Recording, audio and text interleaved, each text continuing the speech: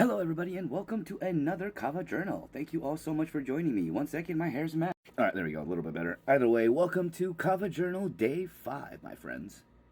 So I've talked a lot about Kava in the previous videos, and I have reintroduced Kava several times, so I think I'm going to do something a little bit different for this intro. First, I want to talk about the reason why I started a Kava regimen, and this is mainly because, well, I went through a really tough period of my life. Just before this, I was homeless, and before that, I was, for lack of a better terminology, abandoned by people who I thought cared about me, but in truth, they really didn't. Which is what resulted in me living in my car and being homeless for about 2.5 months until we got to where we are today. And of course, there are other things that are to be considered. The fact that I was diagnosed with ADHD, and more recently, ADHD with RSD, which is known as rejection sensitive dysphoria. And it is something that I recommend anybody that has been diagnosed with ADHD look up, because maybe it might open or broaden your horizons into the struggles that you are facing. In the efforts for myself to create a regimen where I can actually live a much more healthier, cultivated life, that is the main reason why I introduced Kava as a regular regimen. Another reason is that a friend of mine who was a Hawaiian native that I met through working on a cruise ship suggested that I introduce a regular Kava regimen because it might help me with my mentality as well as just living a much better lifestyle. Or at the very least, helping someone who's so high-strung feel a little bit less like a rubber band that has been stretched out time and time and time and time again. Incidentally, in fact, it was working on this cruise ship where we did trips to areas like Hawaii and Mexico, where I was first introduced to Kava, and it was a very interesting experience. Now, incidentally, my first experience was with a Samoan family that was living on Hawaii. If I remember correctly, it was in Honolulu. I could be wrong. To be honest, those days kind of meld together because they were so long ago and there was a lot of crazy things that happened.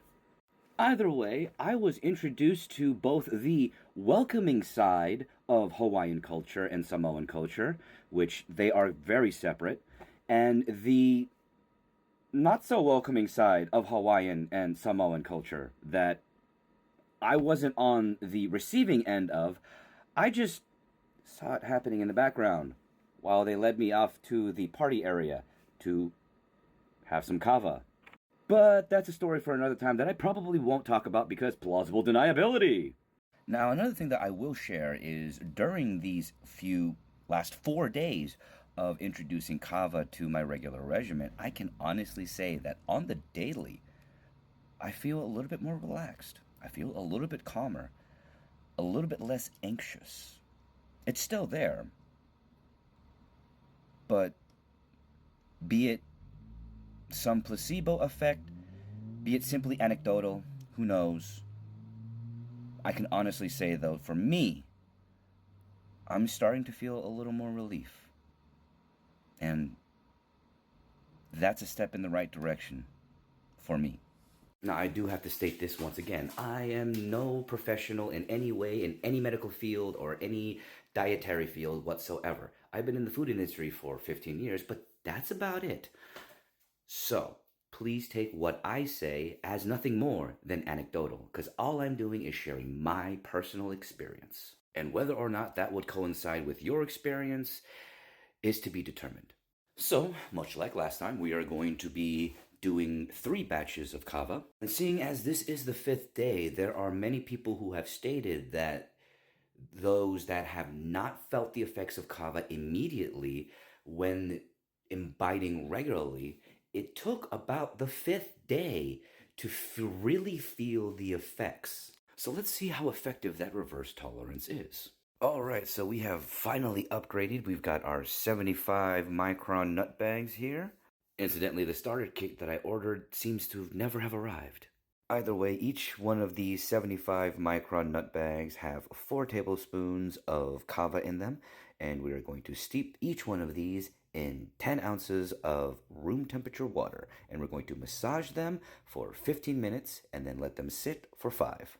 So one thing I will say about these nut bags, Giggity, is that they are a lot better at allowing for the extrusion process to happen, because when I added in the room temperature water, it immediately got murky comparative to when I used the cheesecloth. So yeah, I think that's a good sign. Now I'm going to massage these for 15 minutes, and then we are going to let them steep for 5 minutes afterwards, and then our kava will be done.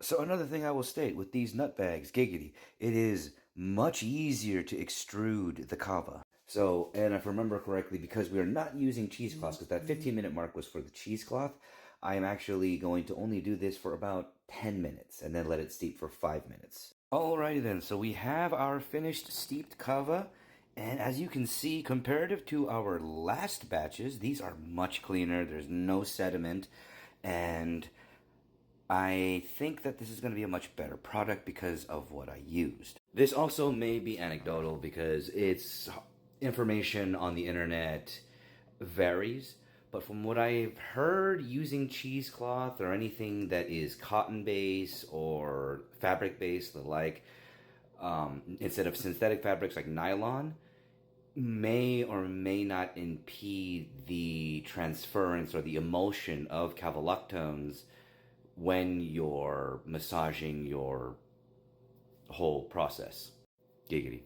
Either way, let's mix up our batches and use our orange pineapple guava to cut it and begin our kava journey. And we begin with our kava cup as we pour our kava.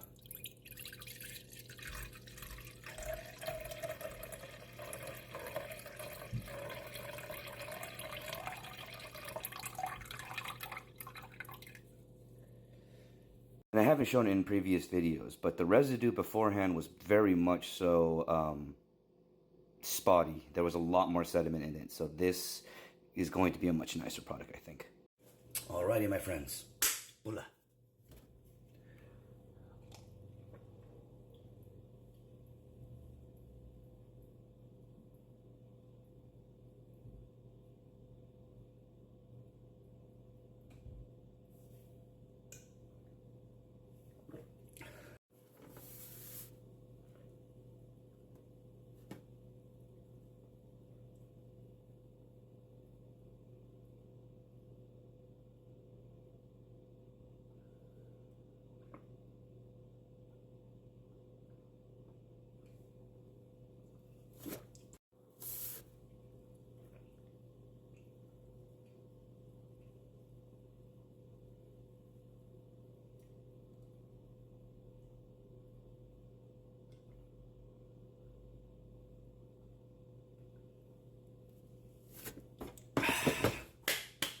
Maka.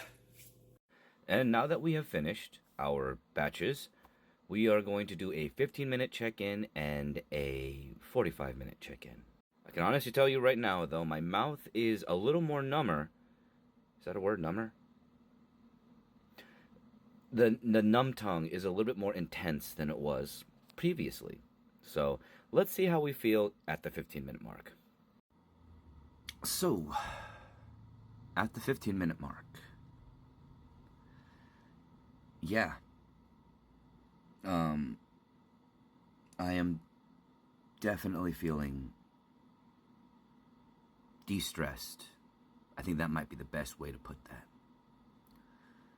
I'm still clear of mind, for sure, but I can feel lighter, looser. I'm just kind of okay with being here. It is an enjoyable, slow roll. And like I've stated beforehand, if you're looking for something that's more of an intense kind of ride, this might not be what you're looking for. I'm not sure yet. This is only day 5. But it's definitely not as intensive as alcohol, which is a welcome feeling. So, we are at the 45-minute check-in. And, yeah, I can definitely see where people say it's the 5th day of regular kava usage that it starts to have a more pronounced feeling. And it's a very nice feeling. It's likened to the same sensation as being stressed over a test or an upcoming meeting with somebody that just might be stressful. But the relief that follows afterwards, it's very similar to that, if that makes any sense. You know, my muscles feel a lot looser. I just feel like enjoying the moment that I am in without that intense fog that comes with alcohol. So I'm excited to see what day 6 will be like. Well, my friends, that's it for the Kava Journal. I hope you enjoyed. I hope it was interesting, and I hope you have a great day.